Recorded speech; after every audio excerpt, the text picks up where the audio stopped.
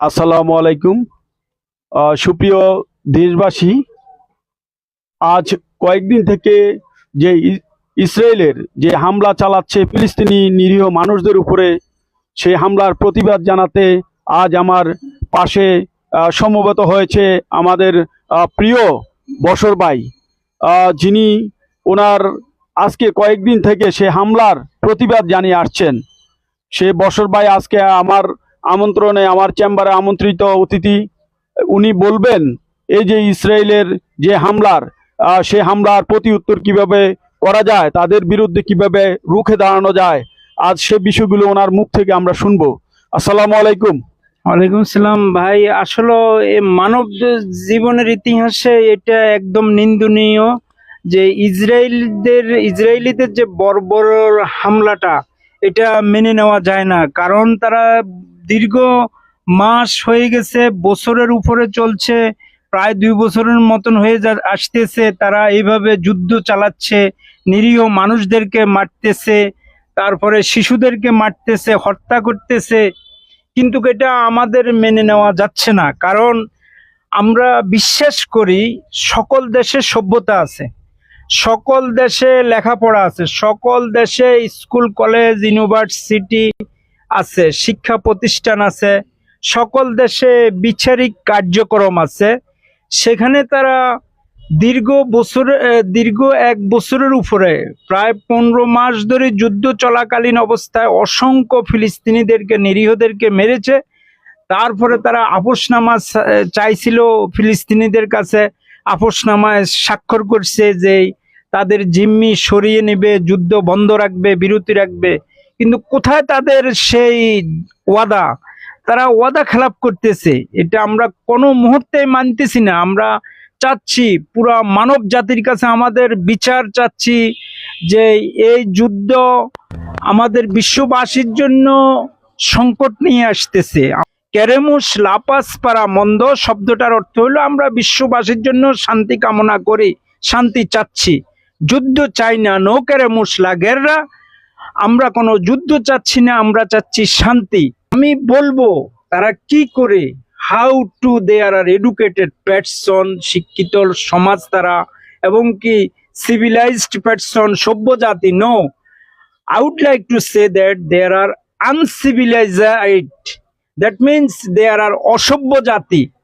অসভ্য জাতি যদি তারা, তাদের পরিচয় দিয়েছে তারা অসভ্য, যেহেতু তারা যুদ্ধ বিরতির জন্য স্বাক্ষর করেছে, আপোসনামা সই করেছে, ডকুমেন্টেশন করেছে ইন্টারন্যাশনালি। তারা কি করে আবার তারা যুদ্ধ করে? আন্তর্জাতিক বেঈমান। তাদেরকে আমরা তো বেঈমানে বলতে চাই, তারা মুনাফিক, তারা হলো ফ্যাসিস্ট পিপল।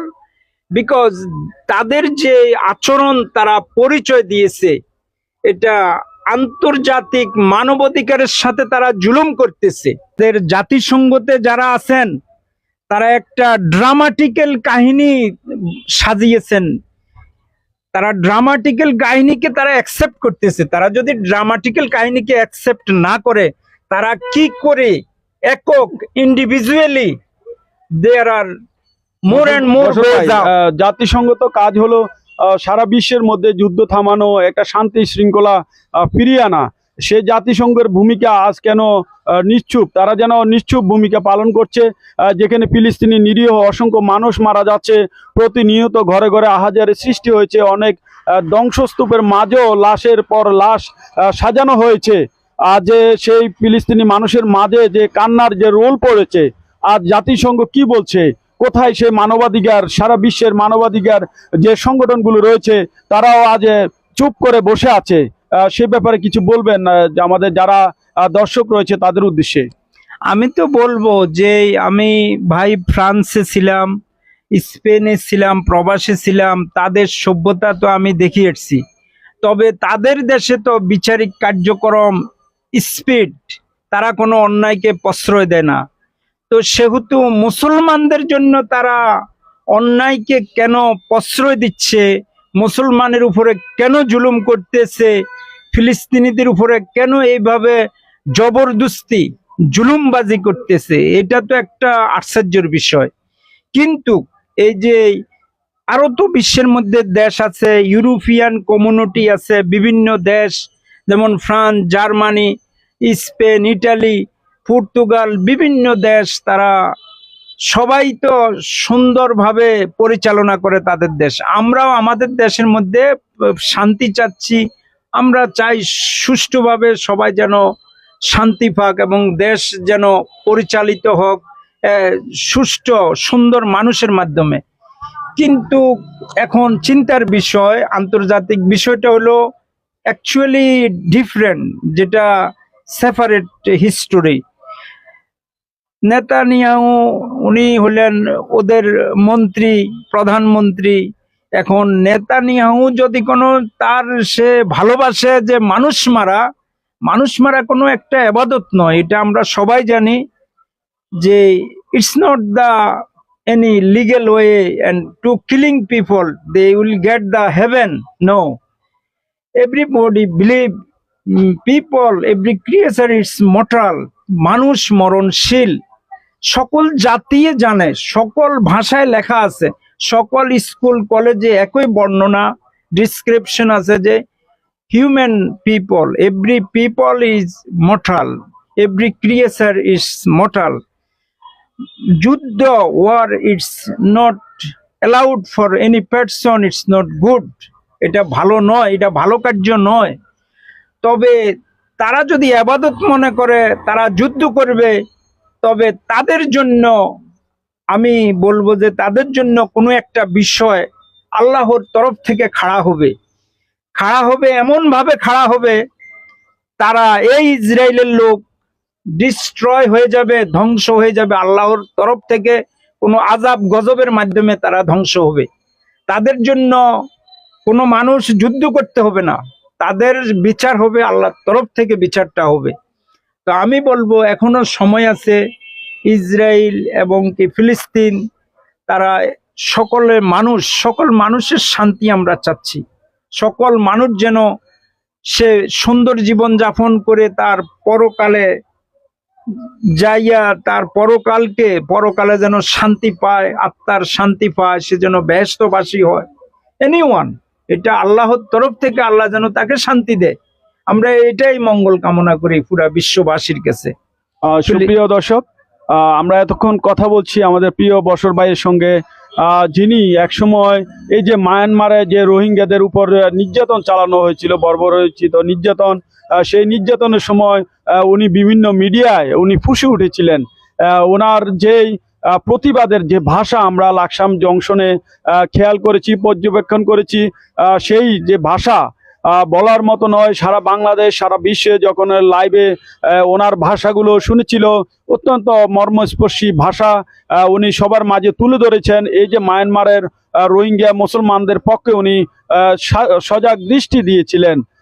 সেই দিনগুলো আসলে ভুলার মতো নয়। আজ কয়েকদিন থেকে আমাদের প্রিয় বশর ভাই উনি ফুঁসে উঠেছেন, কখন যে ওনার মনের অভিব্যক্তি সেই সকল ইসরায়েলিদের বিরুদ্ধে কখন উনি তুলে ধরবেন, সে সকল বর্বরোচিত হামলার প্রতিবাদ করবেন। আমেরিকার যারা দাসত্ব করছে, এই যে ইসরায়েল বাহিনী যাদেরকে দিয়ে আমেরিকা তাদের নিজের যে ইচ্ছা আছে সদিচ্ছা পূরণ করতে চাচ্ছে, সেই মুসলমানদের ধ্বংসলীলা দেখে তারা অত্যন্ত আনন্দিত হয়। আমি একজন মুসলমান হিসেবে আমারও একটি প্রতিবাদী ভাষা রয়েছে। আমরা যে যার অবস্থান থেকে আমরা সেই সকল প্রতিবাদী ভাষা দিয়ে সেই ফিলিস্তিনি মানুষের পাশে দাঁড়ানোর চেষ্টা করতে হবে। সর্বাত্মক প্রচেষ্টা আমাদের একদিন ইনশাল্লাহ সফল হব। ইতিমধ্যে আপনারা দেখেছেন বিভিন্ন মিডিয়ায় এই যে ফিলিস্তিনি দেশটা ধ্বংস হয়ে যাচ্ছে, এই ফিলিস্তিনি রাষ্ট্র সেই আমেরিকার মাধ্যমে ইসরায়েলে যে হামলা করছে, সেই হামলার মাধ্যমে অসংখ্য মানুষ লাশের পরে লাশ পড়ে আছে। সেই ফিলিস্তিনিদের মানুষের বুক খালি হচ্ছে, মা তার সন্তানকে হারাচ্ছে, বাবা তার মেয়েকে হারাচ্ছে, ভাই তার বোনকে হারাচ্ছে। এই যে একটা কষ্ট, সেই কষ্টের দাগ কখনো ভুলার মতো নয়। এ ব্যাপারে বশর ভাইকে কিছু বলার জন্য অনুরোধ করছি। আমি এটাই সবসময় বলবো, তারা এডুকেটেড পারসন হিসেবে দাবি করে, কিন্তু তারা এডুকেশনাল পারসন নয়। It's lying, it's totally, how to say that I can't find any way or any language, any word, because they think there are very development countries people. I will say there are dramatical person and there are not in human life. It's not adjustment or adjusted. These people continue goes up every day. There are target to killing people, to killing Muslim people. I would like to say any nation, it's stop to do again. Any nation you cannot kill human being. No, it's not our any adoration or some good way or some praying and to success to Allah, or you can say any other nation say God, but it's not acceptable for resurrection life. It's not legal way.